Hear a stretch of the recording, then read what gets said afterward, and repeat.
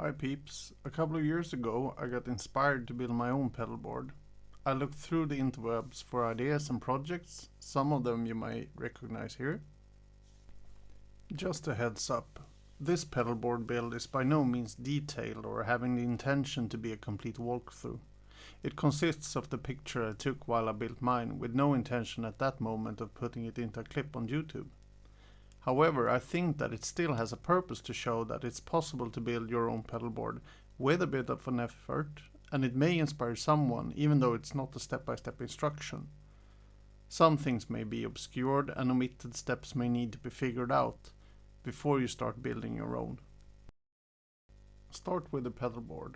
I myself had to guesstimate the size of the pedalboard first by putting pedals on the floor. I would compromise the size according to how much lumber I had, mahogany, while also trying to keep the size down to something that I would be able to carry to and from gigs. I wanted to have a power input and stereo out on the left side, an input jack on the right side. Top and backside boards are cut out of plywood, and later I'd glue cloth to the back and the floor mats to the top. Hinges and butterfly latches will be added later when the case is getting assembled. This is to ensure a proper fit for the case and board. You can also see the cloth and a small little pull tab I added. So after building the pedalboard, I continued with the case. It's built to fit the pedalboard but became too big to lug around. A good lesson in cabinet building anyways. The pedalboard will attach to this opening that you see here, with hinges on the bottom and latches on the top of the opening.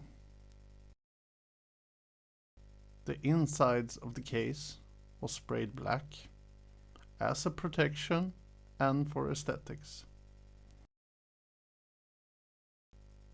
These are the butterfly latches. The hinged part goes on the case, the other on the pedalboard.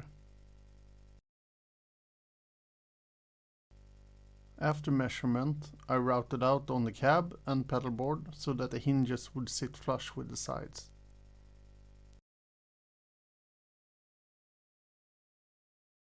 The handle had to sit off-center, closer to the back of the case where you're carrying it, so that it would align over the pedalboard, where most of the weight was distributed.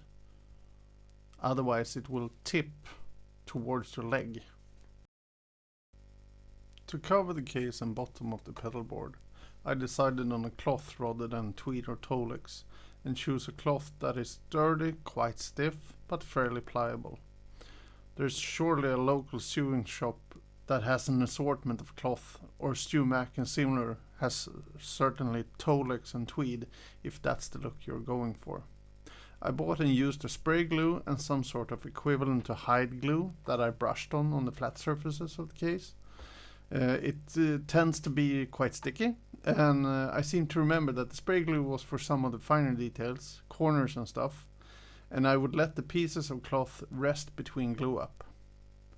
As a reference, I looked at how some of my other guitar cabs and amp heads were put together.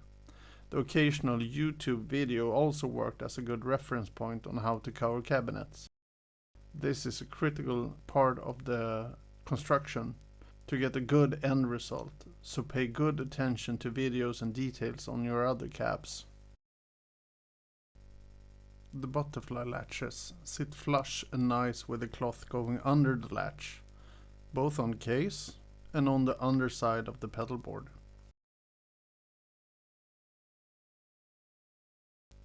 The IEC mains input you see on the left is connected to a socket strip on the inside of the pedalboard, where then the pedal power brick is plugged in, both fastened with tie downs.